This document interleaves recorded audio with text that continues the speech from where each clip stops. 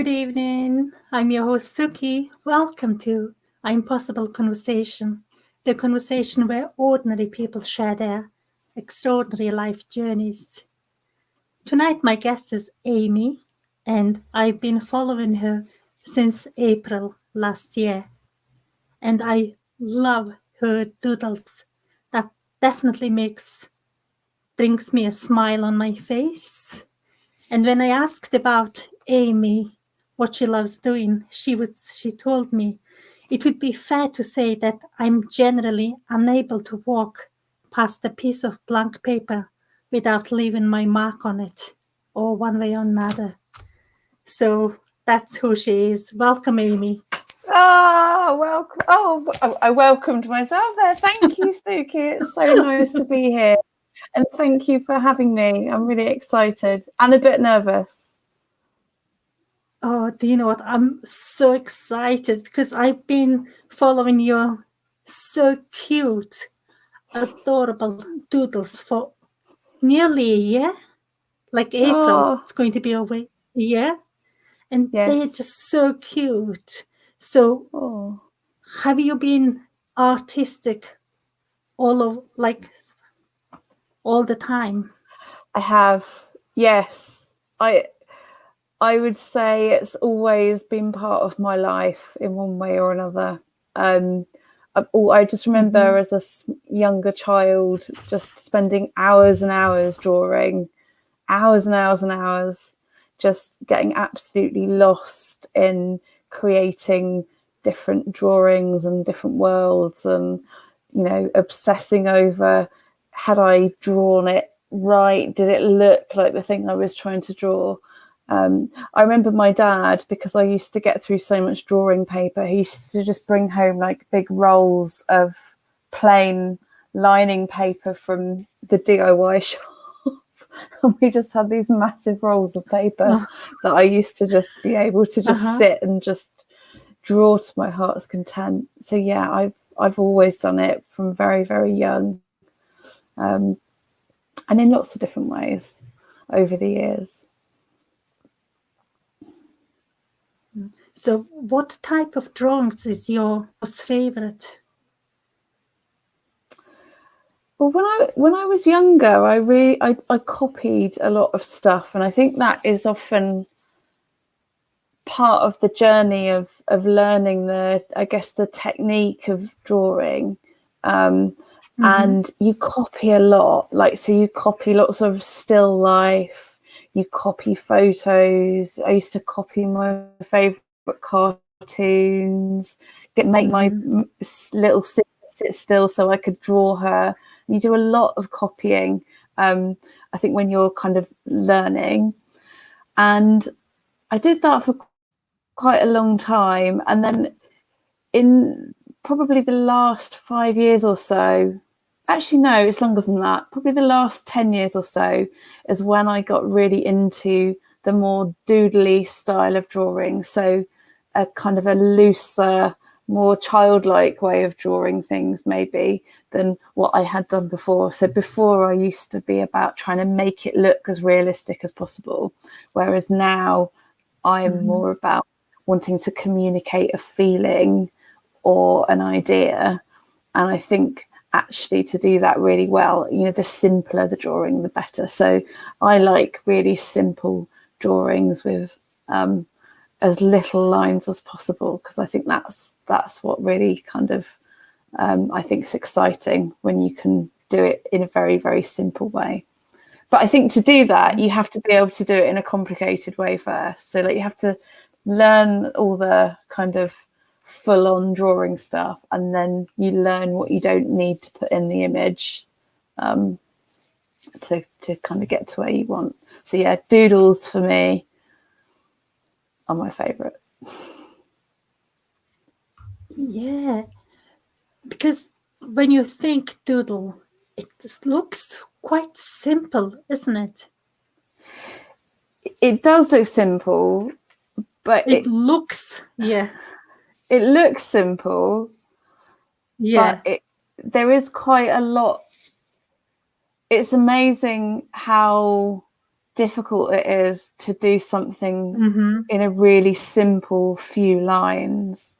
And an example of that would be the other week, I was trying to draw a cartoon shark. And it was just a really, really simple thing. Like it was literally, like a little bit with some teeth. And it was a tiny part. It wasn't even the main part of the picture. But it took me about 20 minutes because you just have to get it just right. And there's nowhere to hide in a really simple picture. So you can see everything. A bit like, I suppose, cooking and things like that. Really basic stuff is sometimes harder to get right, I think. I mean, I probably would say that because that's what I do, but it does take it doesn't take 2 minutes to do it. It takes a while, but it doesn't take 2 minutes. It doesn't take 2 minutes, no. So how long would it take? What's the longest time taken project you have so far? Oh God, that's a question. I'm gonna say about maybe 8 hours, but not all at once, because it's a little bit like writing, actually, in that you do drafts. So for me, I have to do a couple of drafts and then I have to leave it alone and go away from it, because I stop being able to see it properly if I'm sitting over it for too long. So I do a couple of hours on it. I do it. I kind of map out what I think the important stuff is. And then I leave it, put it in a drawer, and then I'll come back to it the next day and I'll go, oh no, like this is wrong, that's wrong, I need to work on that. And I'll do that. And then I have to put it away again. And then I come back and try and refine it and make everything as, crystal clear as possible. And is there a line that's a bit messy? Do I need to sort that out? So it's not so much that the drawing takes, hours and hours and hours. It's the refining of it. Like I get my ideas on paper quite quickly, but it's the refining of it that takes time, I think. I mean, everyone works very differently, but I do it like how I write, which is I do a draft and then I come back to it and I tweak it, and then eventually I'm happy with it. But it takes me quite a lot of time to be happy. I have to be really, really happy with it. Yeah. So it sounds like it's not, because people say I'm in flow and then complete everything in a one go. But yours is living it and then go back and then come back with fresh eyes. That's if I'm doing like a work for a client, is I work like that. Because obviously you're trying to make it as sharp and as, so you have to keep going back and working in that way. Whereas when I draw for myself, when I just draw for my own pleasure, I definitely get into flow. Definitely. I've burnt the dinner before. Because I've started cooking something and then thought, I just must doodle that idea. And then I'll start doodling it and suddenly realised I've ruined dinner because I just got totally sucked in to what I was drawing. And drawing for myself is kind of a different thing, and I can lose hours drawing for myself, and that definitely get into flow when I do that. But it's just a really happy thing to sit and do. You mentioned about whilst you cooking, and then I remember doodles about ketchup, and then remember also the one you done about the Great British Bake Off. Oh yeah. So I just get sidetracked when I'm doing often I'll be doing something else and go, I have to doodle that. And I kind of reach for my iPad and quickly try and get it down so that I can come back to it. Like if I haven't got time, so I can come back to it later. But if I've got time, I'll just sit and abandon everything else.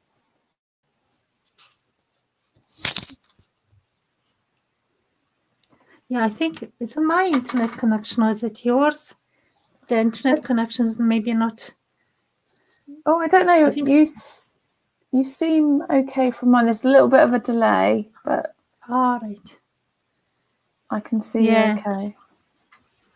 So when I spoke to you at feedback, said drawing is a lion's going for a walk. Yes, I love that quote so much. It's so true though, isn't it? So true. And then like saying it in a very simple way. Yeah. Yeah, I think people overcomplicate drawing in their heads. And it's just lines doing things like going for a walk or, you know, running around a bit. It's very, it's not as complicated as people think it is, I think, sometimes. But yeah, I love that. I love that. It's such a nice, simple, that quote kind of sums up doodling for me perfectly. You know? Yeah. And people express themselves in very different ways. Singers sing, people write, do journals. Would you say you express yourself through your doodling? Yes, definitely. If you like, so people who maybe are on my Instagram, who follow my Instagram page, when you look at that, you can definitely see. So over lockdown last year, I did a lot of doodling and I tried to do something almost every day. And you can definitely see the kind of moods that I've gone through looking at the drawing. So you can see where maybe I've been feeling really positive and maybe like, yeah, we got this, we're okay, you know, keep looking after yourself, all that. You can see when I'm in that frame of mind. And then you can also see when I'm maybe feeling a bit more like, oh, I just need to recharge my batteries, or I'm feeling a bit pissed off, or things like that. And you can, it's definitely reflected in the doodling. And for me, that's why I love art so much, because you can draw out your emotions and process it in that kind of way, without, you don't always have to use lots of words, you know, just drawing and doodling about, you know, just, you know, whatever you're feeling that day.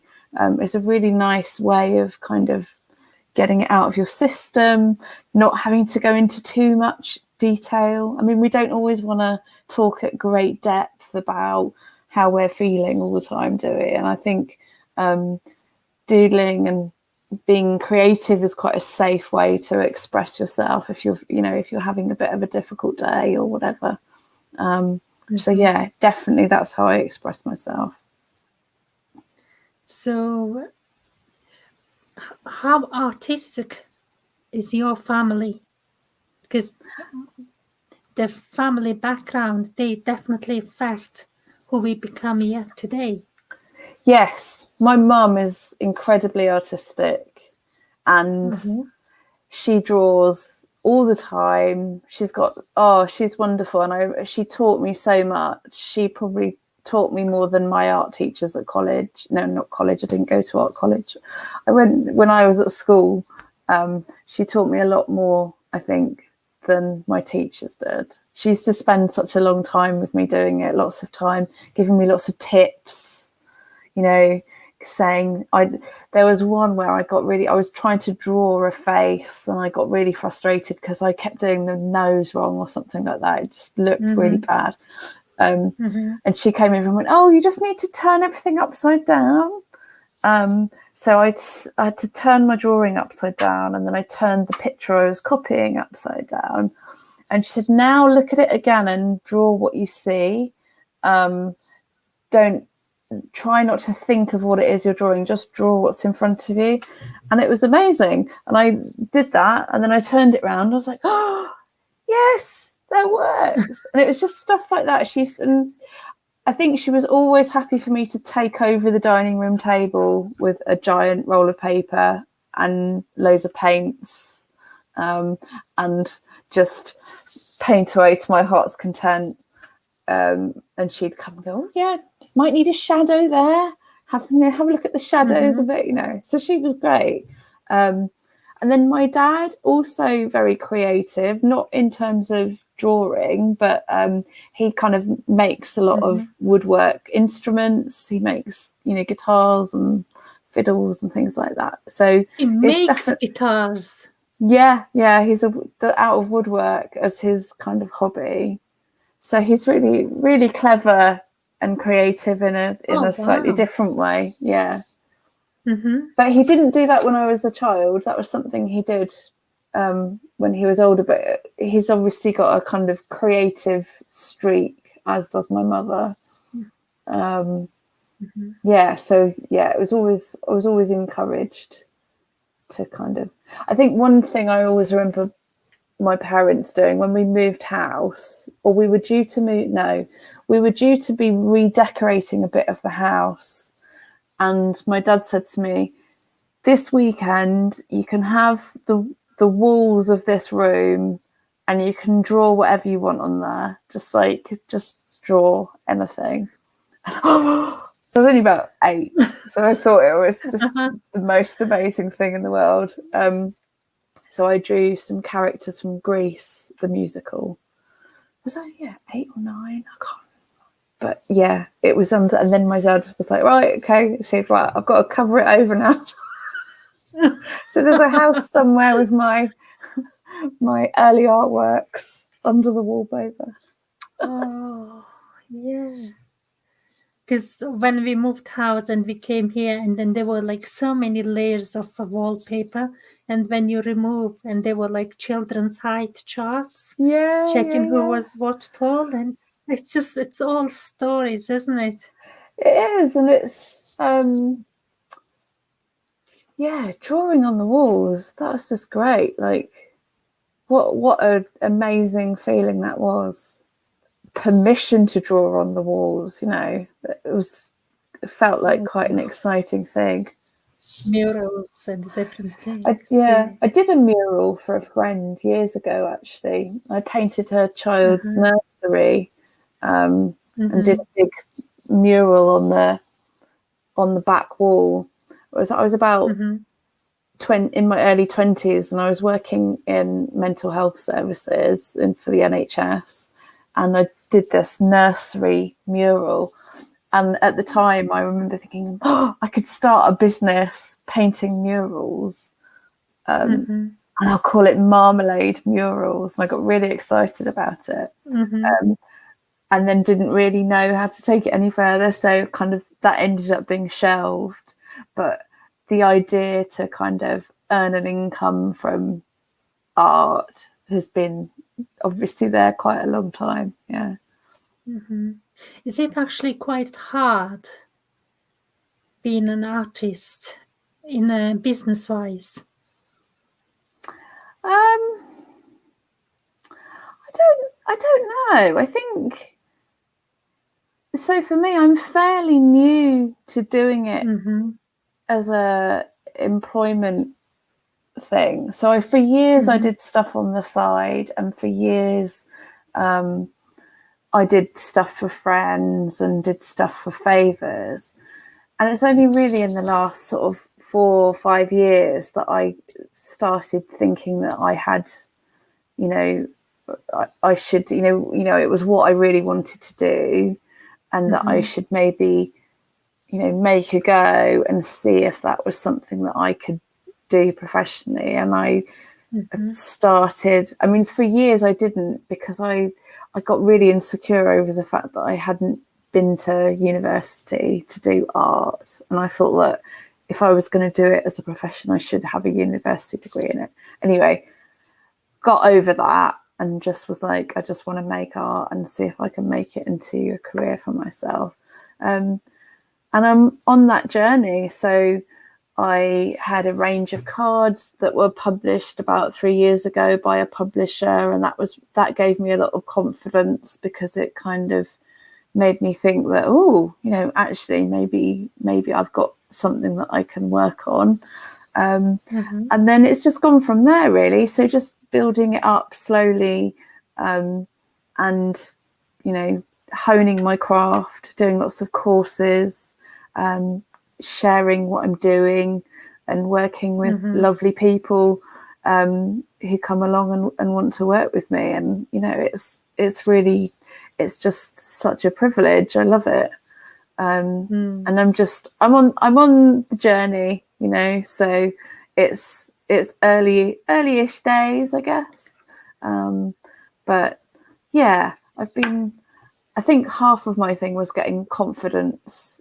And I think once I started feeling confident, then things started, you know, coming together. I think you can see that in when I look on, say, my Instagram page. If you go right down to the bottom, you can see how my style changes. You can see how I get more confident with what I'm doing. So yeah, so I'm going to say it's not hard. I don't feel like I've been in it long enough, and I do other things. It's not the only thing I'm doing. So I'm trying to learn a lot, enjoy it as much as I can, and just really create great illustrations for people who want to work with me, and hopefully, you know, just build up from there, really. Yeah. And then because I know of so many of your doodles, and then probably I just know the ones you've shared on social media. What's the best compliment you've received so far? I'm going to say the best compliment I received is that I got a message from somebody, I think on Instagram, that I didn't know. So I didn't know them personally, but they followed my stuff, and they bought some cards from me. It was a couple of years ago now, and they said, "Oh, you know, I just wanted to let you know that I sent this to one of my friends who's having a really bad time, and it really cheered her up, and she was really chuffed with it. And, you know, I just wanted to say, you know, thanks." And she was really delighted with it. And I think when your art touches people, and lightens their day in some way, or makes them feel less on their own, or just makes them, you know, laugh for no reason, that for me is the best compliment. When what I do touches people and you know, gives them a moment of joy. That's, for me, that's the best. I think that's awesome. Love that. Yeah, it's a ripple effect. The ripple effect, exactly, which is exactly, and that again is why I think, you know, art is medicine. You know, that's why that's what I believe. You know, good art lifts us up and makes us feel good, and if we're feeling a bit happier, we're a bit nicer to the people around us, and then they're a bit nicer to everyone around them. So it's very powerful. Of course, yeah. So, because you make people laugh, but what makes you laugh at most? My husband makes me laugh so much on purpose. Like, he's very funny. And just silly, childish humour. Things like The Simpsons make me laugh quite a lot. Anything a bit silly, anything a bit childish, anything. Yeah, just, I'm a big kid, really. So just anything like that. Yeah, I'm not very good at telling jokes, though. it's jokes, but you express yourself through your drawing. And when you mentioned about I am a big child, and I felt like, yeah, I think that's I am a big child. It's not, and it's not always a positive, but it is quite a lot of the time. it is usually positive. It's usually It's positive. it's probably 95% positive. 95% positive. Sometimes it's a hindrance, but you know, most of the time, I think sometimes being an adult is really hard work. Boring. And you know, like you kind of go to school when you're a kid and you play and you run around and you know, colour in toilet rolls and you kind of play in the sandpit and you have all of this fun, and then it's slowly like trained out of you as you get older and you get to senior school, and then it all gets really serious because you've got to get your exams and learn as much as possible, and then you know you become an independent younger adult and you realise all the things that your parents used to like moan about, you know, and how, you know, you've got bills to pay, there's politicians that you've got to kind of understand what they're banging on about and decide what your opinion is. Lots of this stuff. And it's, you know, sometimes it's just all a bit much, isn't it? I think. just want to go away. I want to just draw something stupid and make people laugh. And, you know, so I'm a big child. What's the strangest place you've drawn?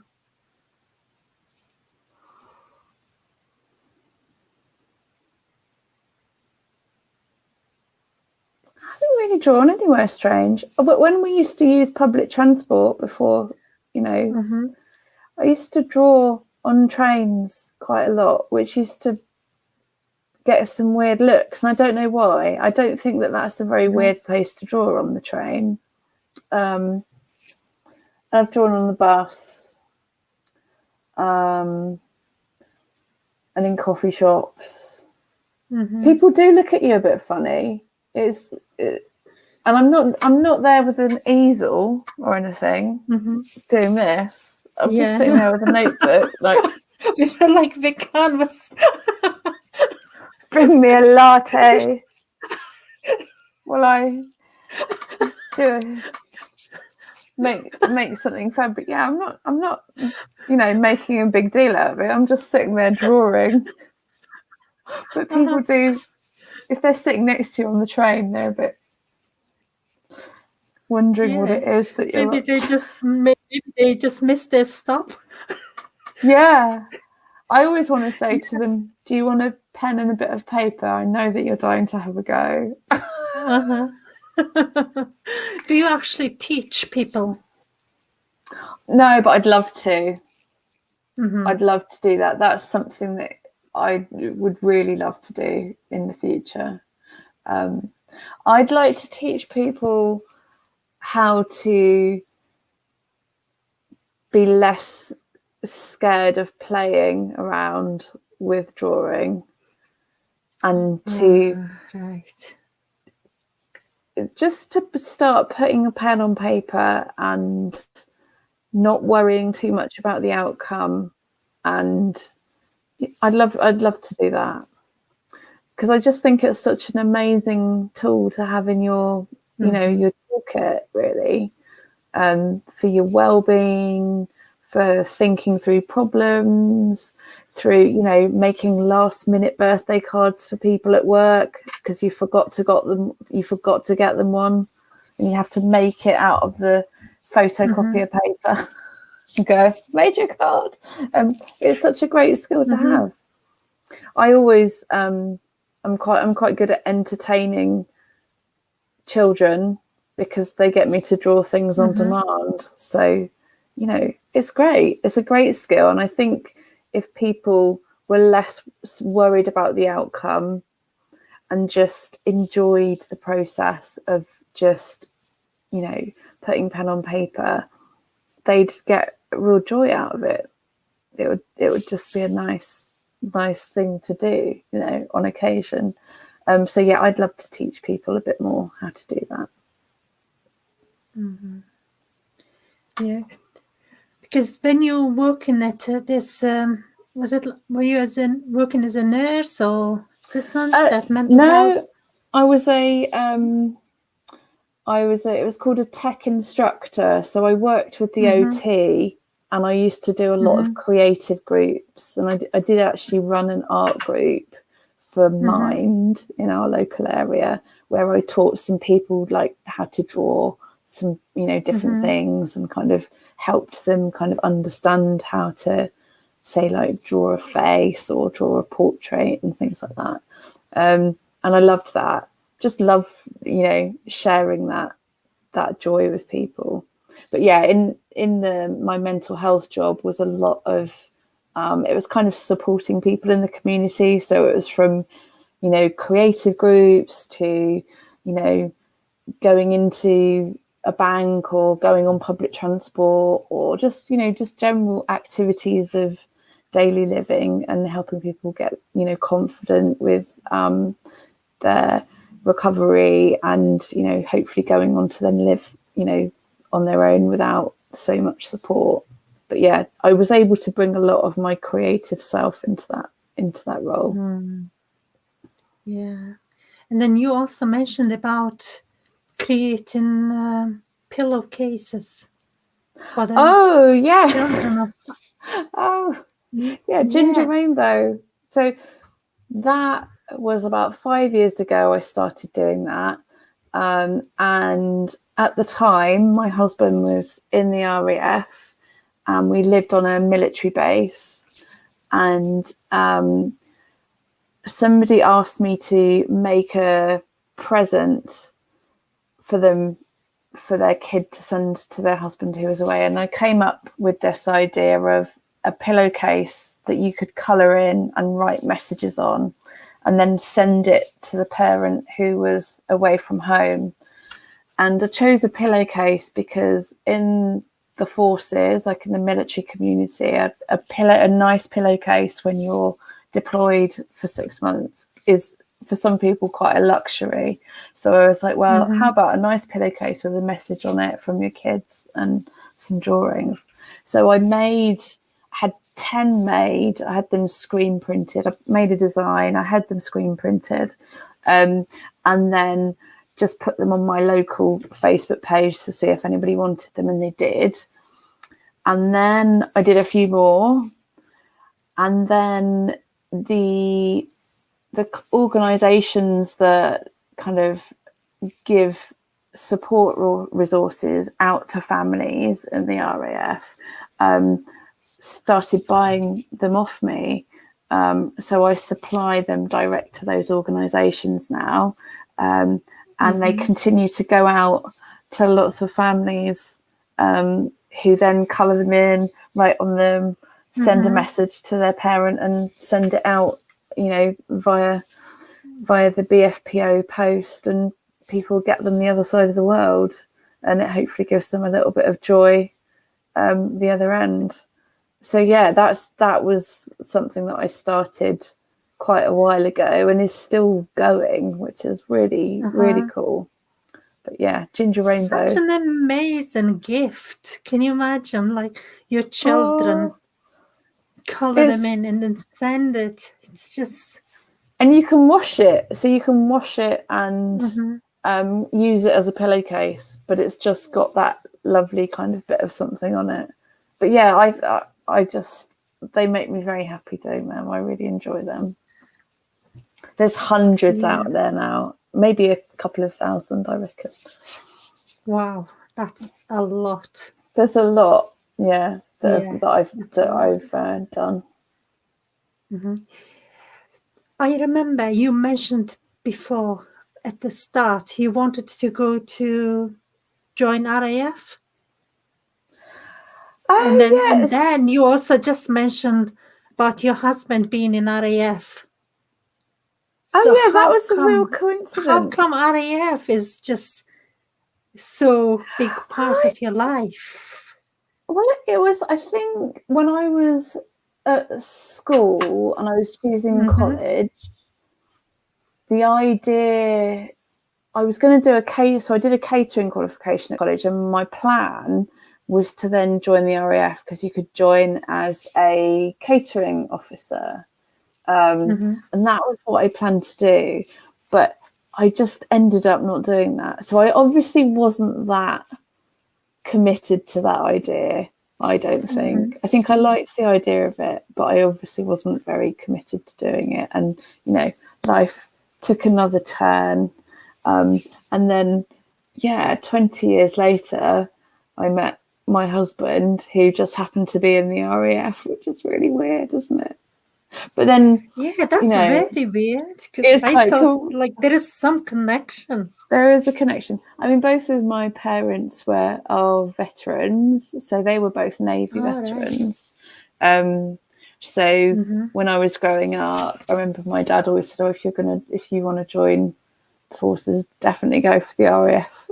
So I always thought about it, but yeah, in the end, I didn't go forward with that idea. But yeah, my husband, he's not in it anymore, but yeah. So RAF, do they get deployed a lot? So it depends, really. It really does depend. I was very lucky because he was only in for a few years before he left. Like, so I wasn't with him for the whole of his career, if that makes sense. But we had a couple of long separations, which were quite difficult, but also, you know, they teach you a lot. I think going through things like that. But I was very lucky in terms of I had lots of people to support me, and there's a lot of love in the military community when you're kind of on your own because your other half's away. So people do look out for you and kind of make sure you're okay and stuff like that. So it was good. I can't complain really, because it wasn't to the frequency of maybe some of my friends. So some people do go away a lot, but I never experienced it quite to that extent. Yeah, sounds like very quite closely knit community. Yeah, really, really is, and very positive, place to be. So yeah, I was very, very fortunate. I met lots of lovely people over those few years, who've all kind of been very positive and in different ways. Yeah. So if I ask you, what's the craziest thing you've ever done in your life, what would you say? I love this question. I would say I probably would say I'm not a very crazy person. I don't think. I don't think I do crazy things, but I have done something that other people thought was crazy, but I didn't think it was. And that was when I met my husband, and I was living in my place of where I'd lived for like 15 years, and I met my husband, and he lived like the opposite end of the country, or at least 3 hours or so away. And after about 6 months, we decided we were going to live together, and I sort of left my job. I left everyone I knew. I left all my mates and my family, and moved the other end to go and live with him. And then he went away for 6 months. Oh. Which other people said, "Oh, you're so crazy doing that," and I was like, "Well, no, not really. It feels right, you know." So, to me, it just felt like a really sensible thing to do. Yeah, before he get deployed. 6 months is quite a long time, Yeah, isn't it? and then we got married when he came back. So it was all very exciting, exciting and challenging, and developing. You know, what is it they say? You know, it's character building. Character building. Character building, and it was good. It's all life's an adventure, isn't it? Yeah. So what do you do to get out of your comfort zone? Me, Yeah. I think I do things like this. I say Okay. yes to Suki coming on the live conversation. That puts me out of my comfort zone. And then before Christmas, it was about a week before Christmas, I decided I wanted to go swimming in the sea. And I'd seen lots of people doing it online and thought, oh, I really like the idea of that. There's no way I could do that. And I thought, no, you should do it. You don't live far away from the sea. You should go and get in. And I was like, oh, it's going to be so cold. And it's all a bit kind of anxiety provoking. But I went and did it, and I loved it. And I do it and try and do it every week now. And that definitely got me out of my comfort zone. What's it like? Cold. It's cold, but it's kind of like someone presses a refresh switch on you, and you like come out and you feel like someone's just cleaned your brain out. I mean, that doesn't sound very pleasant, does it? But it's like a fresh glass of water for your brain. That's what it feels like. So that gets me out. That gets me out of my comfort zone. And then the other thing is making art and putting it online. Every time I put something online that I've created, I'm out of my comfort zone because. Are you? Yeah, because it's so personal, isn't it? Like when you create stuff, it's from your heart and from your mind. And I do believe in. I think when you make art, you need to kind of set it free. Like you create something and then you set it free and see if you connect with other people. But it would be a lot easier to not do that and just keep it private. So it does get me out of my comfort zone, because sometimes you don't know how people are going to respond, do you? Oh my God. So Amy, just make it regular thing, because they're all just so wonderful. Oh, thank Make you. it just a regular thing, just like your usual thing. Yeah, but it's I think it's one of those things. I think anyone who shares stuff online would understand this, and that is that sometimes it's really hard sharing stuff that you've written and sharing stuff, because you're having to kind of be vulnerable in front of lots of people who you don't know. You're opening yourself up to the wide world. Exactly. I mean, part of me as well is, in some way, I think that the liking of art is so subjective that if people don't like what I do, I'm not hugely offended by that, because I just think, well, there's, art is about how you respond to it and what your opinion is. So if you don't think it's good, that doesn't really bother me that much, because I know that for everyone who doesn't like it, there's always people that do. But you're still having to kind of put yourself out there. That's why I don't do many videos. I find that's something I've got to do now, is more videos, I think. It's quite, I'm not sure about, videos, because don't really know. I follow him, and the guy, he draws live online. Yeah, like that's just so fantastic to watch. It's great, isn't it? I did a graphic recording about 18 months ago now at an event, and I had to draw live in front of other people. And you're having to listen to what's happening in the room, and then you're drawing what's going on around you. And that is quite scary doing that. And then I looked around and there was about 5 people standing behind me, like watching what I was like, just trying to do it. I do a lot of things that scare me. So what's the most favorite failure of yours? Because we try many things and we fail many. Oh, yeah. But all these lessons learned. So what's your most favorite failure? I've got a couple.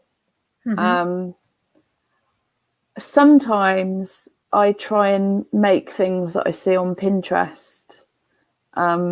So if you go on Pinterest, you can find lots of things to bake and lots of things to make. And I I don't have a very good success record of, things that I've found on Pinterest. So I made some really bad donuts in lockdown last year that were just like funny rocks with jam in. And then I made a weird kind of, when you cut T-shirts up to make them into a vest and things like that. Yeah. So there was a Pinterest thing of how to do that. And this woman had made this amazing thing with these cuts in. And I was like, oh, I'm going to make that. And it was just I ended up with like a rag of knots and slashes. And I was like, oh. So I enjoy those failures because they remind me that it's good to play and not everything you make is going to be any good, and that's fine. So that's my favorite creative failures. And then the other one is learning to drive. I've not managed it yet, but I am, it's something that I find really challenging, and I've gone through phases of like having to take lessons, and then, so yeah, I've not mastered that yet, but I will do. But it's good for you, isn't it? But it is frustrating. Like, I exactly know what you mean. Because they're automatic. That's how I started. Yeah. Because that's can you what I'm imagine going to do. doing all them so many things and then mirrors? Who's going?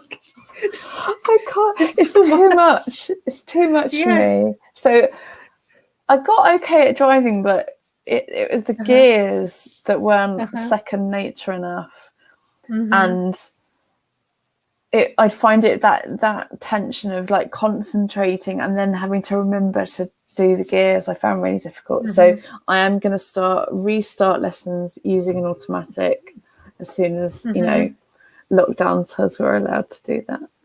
Yeah. But so I've got quite a few favorite failures, and it sounds like all quite good fun. I love the creative failures.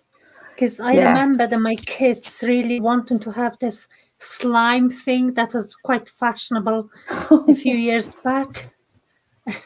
How did you get on with that? So the YouTubers, they make things so easy, and I'm sure they just edit videos and then put them all together in like 30 seconds. You will have perfectly good slime. And then 3 hours later, still it's just like not working. Another. Yeah, it's just so frustrating, isn't it? I've made some really bad things. I wanted to make my own notebooks, and I saw on Pinterest this thing of like how you can make your own notebooks out of cornflake packets. And what?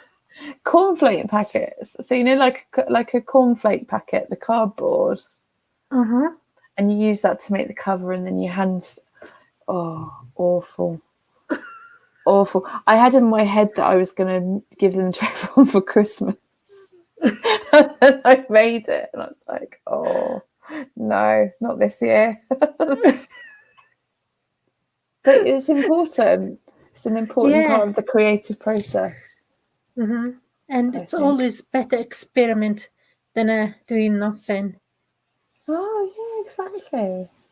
Yeah. Exactly. It's I've got a friend who's really talented in terms of she makes amazing crochet, and she makes, she's amazing at pottery and ceramic painting and stuff like that. And we went to like a pottery painting place, and I just kind of sat there and dabbled like a 5-year-old, but it was so much fun. I mean, our things looked very. Her thing was beautiful by the time she finished it.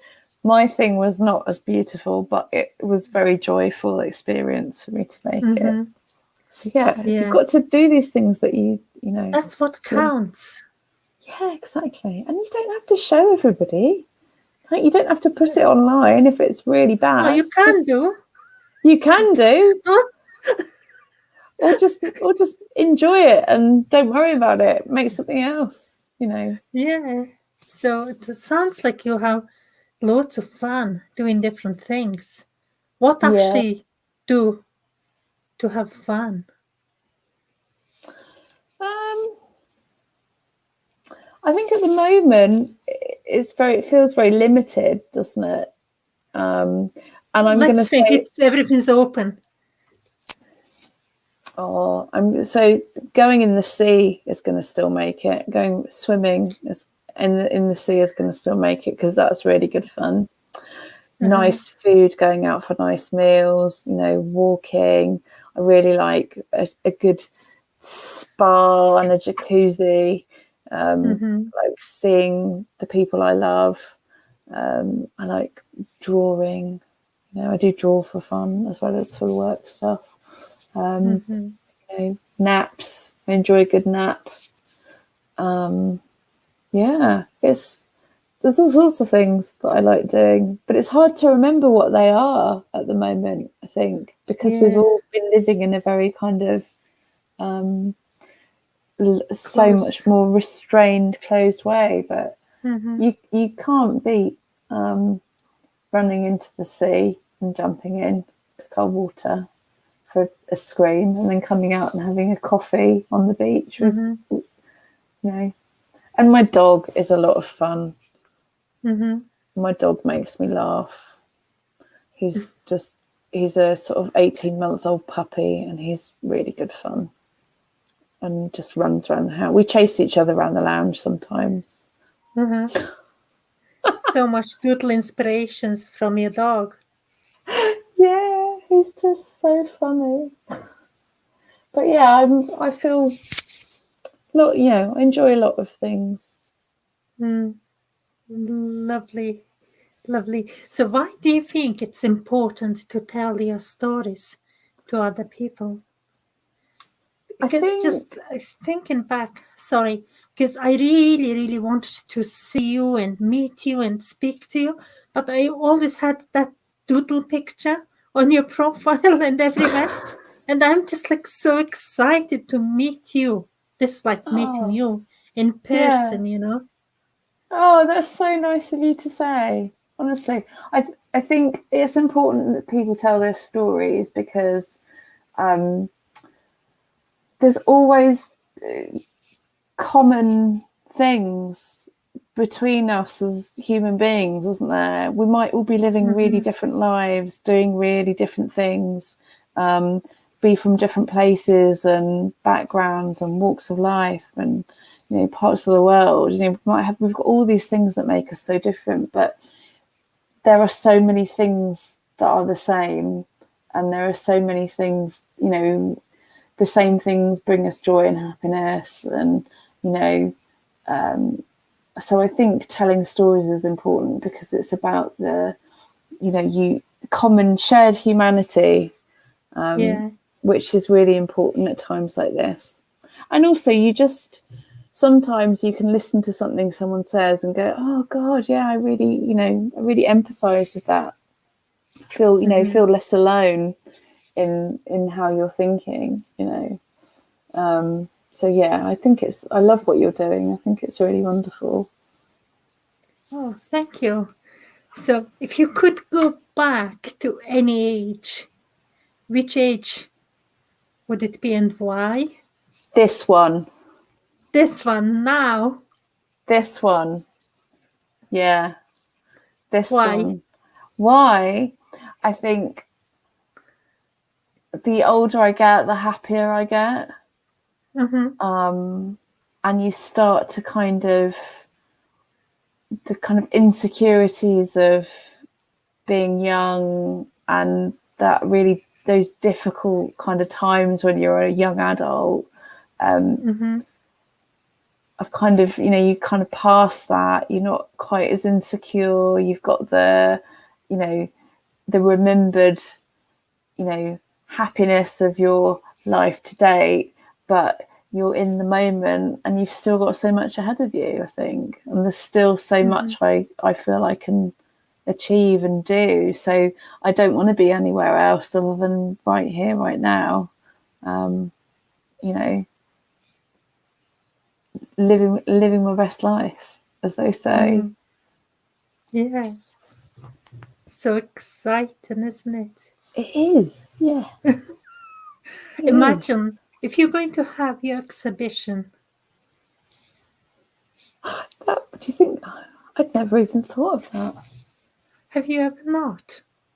No, I need to make bigger doodles if I'm going to have an exhibition. I need to start doing some bigger work, I think. You mean the size-wise? Yeah, big. I need to do some big canvases of doodles if I'm going to have an exhibition. Does it have to be that big? Oh, maybe not. Maybe not. I don't know.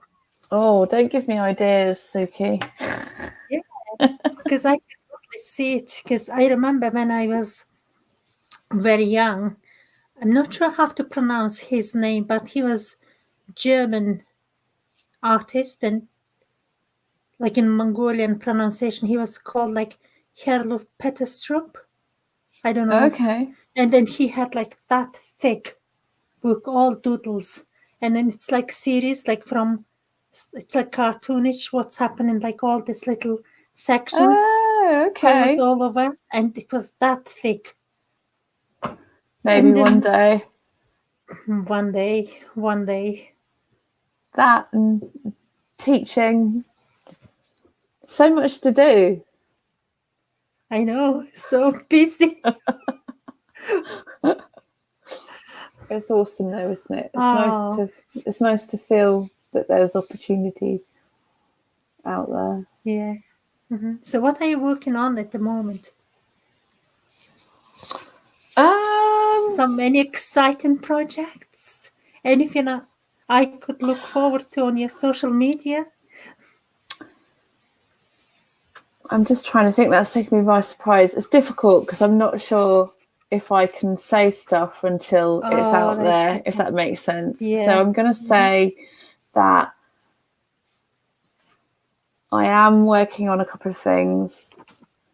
And yeah, the best way to see what I'm working on is to keep in touch with me on my social media, like LinkedIn is probably the best place if you want to see the different projects I'm working on.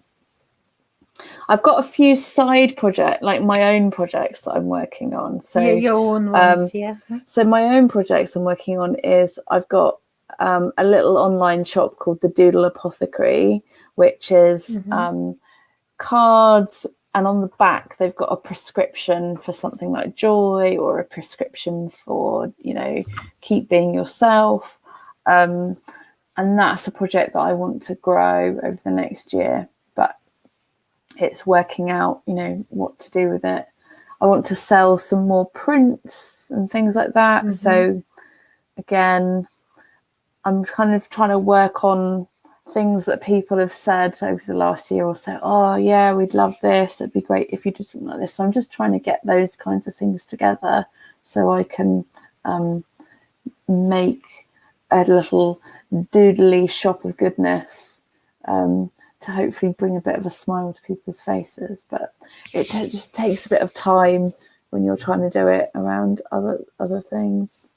But yeah, the Doodle Apothecary is probably my main project. That's my personal sort of side project I'm working on. Fantastic. I think I'll probably get off this and go, I should have mentioned, but Yes, so where people can find you? So on Instagram at My Life Scribble, on Twitter, I think the tag is at InkVA, but the username is My Life Scribble, and on LinkedIn, Amy Nolan, and the line is "Be less boring, include more drawing." So Be less boring, include more drawing. Yeah. So come and say hello and join in the doodly fun. Yeah.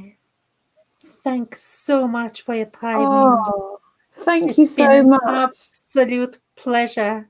Because you are such an inspiration, you know. I just love what you do, and yeah, thanks so much. And thank you very much for for our viewers who joined us and stayed with us throughout. And I'm going to be coming back next week with George Foster, and just can't wait. And always remember, you inspire others just being you, and come and share your story. And thanks so much, Amy. Oh, thank you. Bye. Right. Bye.